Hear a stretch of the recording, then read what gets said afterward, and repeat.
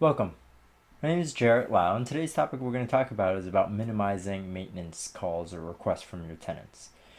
Minimizing maintenance calls or requests is all about setting expectations with your tenants and providing them with the proper information and knowledge that they're able to possibly troubleshoot and solve issues on their own or know what they're actually responsible for. So, first thing to do is to let your tenants know what's the best way to be able to communicate with you. Do you prefer email, phone, text?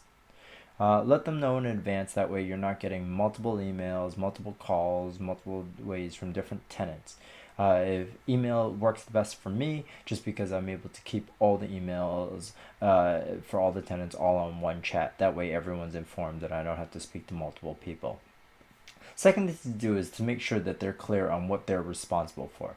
Things like light bulbs, clogged sinks, toilets, things of that nature, especially if you have tenants that continually clog toilets or flushing things. You might want to be a nice landlord and allow them the first time for you to be able to take care of it, but afterwards you can give them the contact information for the drain company or the plumber that you use so they can take care of it themselves. The next thing that you can do is provide them with a list of different aspects of the property that they should be aware of in regards to maintenance. Examples of this are: where the breaker box located? Is it fuses? Is there an on and off switch for a boiler by the staircase that someone might accidentally think it's a light switch and they shut off the heat for it? Making sure that when they first move in that they set up all the utilities necessary, like gas and electric, so they say, oh geez, I don't have any heat, but they never set up a gas account. Again, these small things in advance will make sure that you get one less call about it.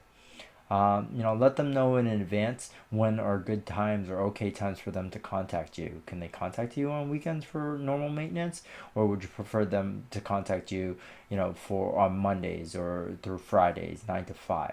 Of course, if it's emergency, they should be able to contact you whenever. And again, setting expectations on what actually is an emergency for a tenant. Is it fires, floods, no heat? These are the type of things that should be emergency calls. Things like a broken doorknob might not be, but they might think it's the end of the world. So it's just setting expectations with your tenants, as well as how quickly things are going to be responded to. That's the next thing. Realistically, let tenants know, hey, within the week. That way, if they know that within the week you're going to take care of something, they're not going to be contacting you, the next day and the day after that and the day after that multiple times. It's usually just speaking to them, letting them know what's a realistic time for a resolution.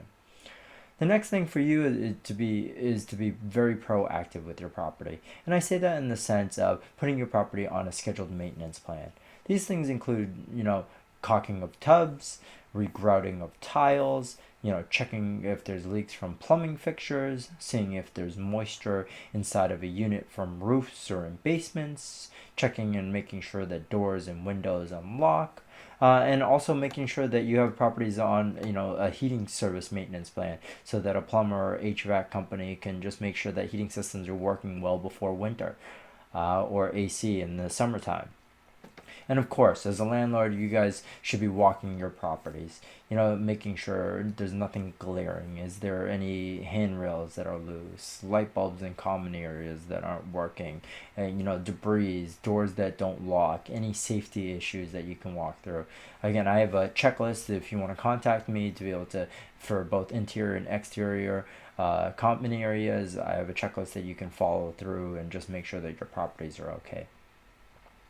So again, it's best to be proactive with your maintenance rather than reactive. You'll have happier tenants, complain less, and in the world of real estate, out of sight should never be out of mind.